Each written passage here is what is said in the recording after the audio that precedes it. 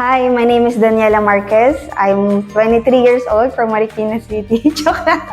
So, 23 years old, and then 8 years na ako nag-church here at CWM Marikina. Hello po, ako nga po pala si Justine Gonzalez. 4 na taon na pong naglilingkod sa ating Panginoon. Magandang buhay! Ako nga pala si Hil. 7 taon na dumadalo sa CWM Marikina. Ako si Patrick Alejandro, 24 years old at 7 years na ako sa Christian World Ministries Marikina. Ako po si Frank and 16 years old na po ako and 2 years na po ako dito sa church.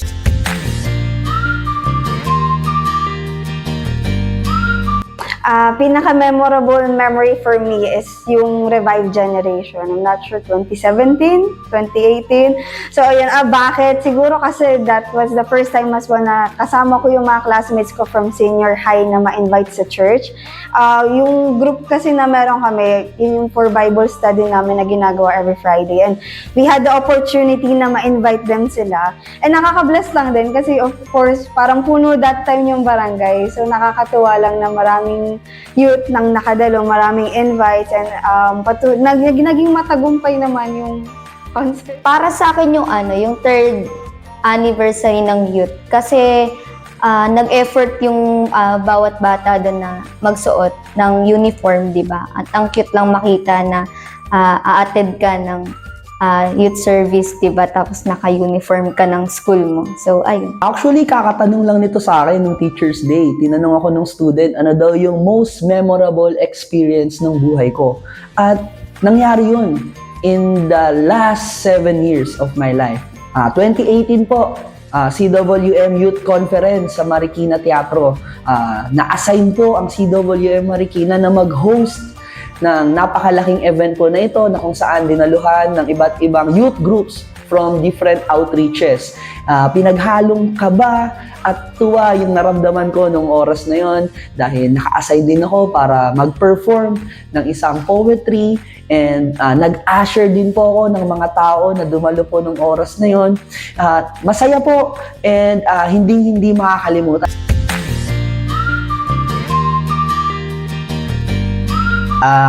Nung una kong attend sa iglesyang ito, grade 10 ako at maliit pa siya, parang skinita lang yung iglesia noon.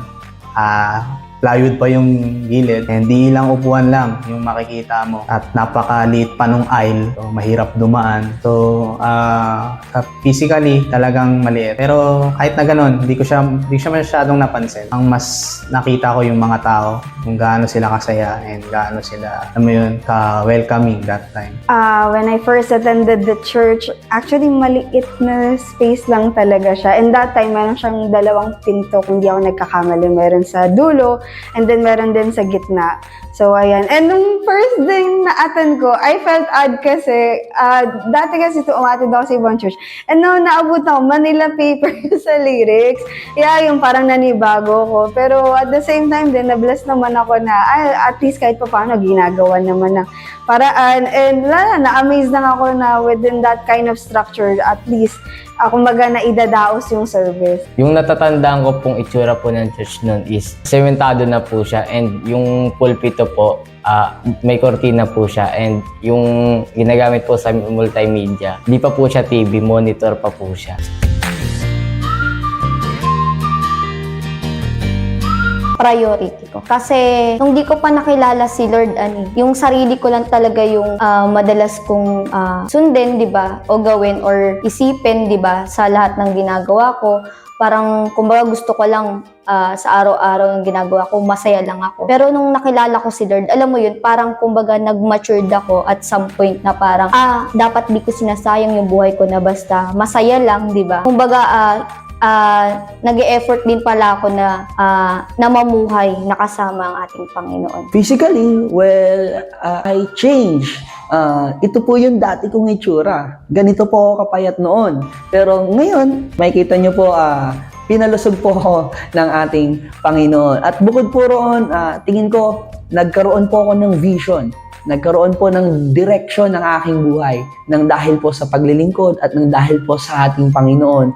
Na noon, hindi nangangarap, Noon, easy-go-lucky, pero nagkaroon ng patutunguhan, nagkaroon ng pananaligan, at walang iba kundi ang ating Panginoon. Isa sa mga nagbago sa akin is yung routine ng life ko. Kasi before, tambay ako ng computeran, palagi ako nasa barkada at sa bahay. So, yun lang yung routine ko.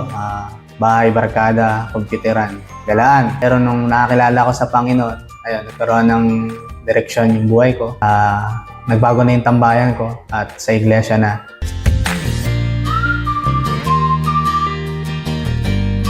Yung idea ko po noon is, ayun nga po, nakakwento po ni Pastora na yung mama daw po niya is, kumbaga may sakit po. Ito yung naging way para yun nga makadalo pa din yung mama niya. Kumbaga hindi maging hadlang yung nararamdaman niya. Nang napagdesisyonan po ng ating pastora na magsagawa po ng Bible study sa POC na ito sa tulong po ni Pastor June. And then, ayun, hanggang sa nag-continue na siya as a service. And from that service, from that small church, patuloy na nag-expand yung church from the small space that we have, naging medium, I should say. Tapos ngayon, malaki na siya. All thanks and glory be sa ating Panginoon.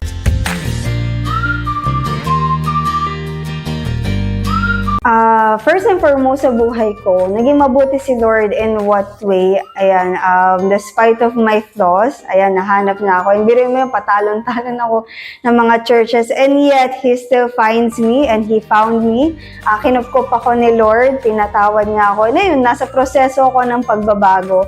And added to that, naranasan siya ng buong family ko in a sense na yung pagpapala. Dati talaga super salat eh. Parang kung titignan ko yung nakaraan namin pamumuhay, from walang-wala. Though, may mga kapanahon na kinakapos pa rin naman ngayon. Pero kung titignan ko siya, sabi nga sa isang saying, malayo pa, pero malayo na. Ayan. So, I'm thankful to God na yung mga kapatid, yung panganay namin kapatid, nakapagtapos.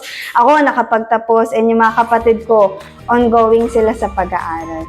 Para sa akin, yung nakita ko sa buhay ko, yung dinala ni Lord, yung family ko. Noong una, kala ko, ako lang, di ba, yung makaka-attend sa church. Pero, sabi nga gumagawa talaga ng paraan si Lord. And nakita ko yun, na yun nga, uma-attend na si mama tsaka si papa. At grabe yung blessing, di ba, na grabe, nakaka-overflow yung feeling na kikilos talaga si Lord in times, di ba? Hindi sa lahat ng bagay ay, yun nga, nangyayari agad-agad. Sabi nga, there's a right time and right place nga sa lahat. And sa church naman, nakita ko yung overflowing love ni Lord kasi, di ba, dati nga, maliit lang yung church, pero grabe si Lord, di ba? Ang laki niya na ngayon, tapos ang dami ng gamit na magagamit sa service, di ba? So, grabe, nakita ko physically yung kilos ni Lord sa kanyang sambahan, di ba? Na inilalago niya yung church na to para, yun nga, dumalo, yung mas marami pa yung dumalo sa sambahan ito. Unang-una, nakita ko po ang pag-ibig na rumaragasa na nagmumula sa ating Panginoon sa 4 na sulok ng iglesyang ito. Lumaki man, lumuwag man, pero nakita ko po sa poko na ito ang isang tahanan, isang saklolo na nagiging tanggulan ng mga lingkod niya, na kagaya ko, na noon ay naliligaw, na noon ay nalalayo, pero sa pamamagitan ng church na ituwid, nagabayan, at naturuan upang magkaroon ng pagpupursige sa buhay. Pangalawa, nakita ko ang overflowing love ng Panginoon sa mga tao na aking nakasama sa pook na ito, sa mga naggagandahan at nagwagwapuang mga muka. Natatago po diyan ang kanilang mga karanasan na naging pagkatuto sa aking buhay. Kay Lord, no doubt, talagang na-experience ko yung overflowing love niya, faithfulness niya. Paano ko nasabi? Kasi sa kabila ng mga pagkukulang ko, nakasala ko, pagkakamali ko, alam ko sa sarili ko madami. Pero hindi ko naramdaman na iniwan ako, pinabayaan ng Panginoon.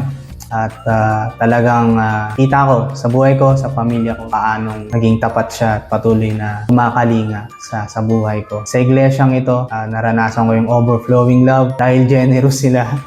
At nandun ako sa status na walang-wala kami, mahirap lang kami. At hindi ko nabibili or hindi ko na kukuha yung mga bagay na gusto ko noon or pangangailangan ko. Pero this church, they always let you experience the blessings. Generous sila and giver sila. Nung nakakilala na po kay Lord, nabago po yung yung routine ko sa buhay. And dun ko po nakita kung gaano ako kamahal ni Lord. Kasi di ko talaga po ini-expect na gano'n na makakilala po ako na mababago po yung pananaw ko po sa buhay dahil dun. Kaya naman, dito sa CWM Marikina, Na we are grateful. We're so grateful. We are thankful. And that's why here in CWM Marikina Church, we are even more grateful and blessed because of the Lord.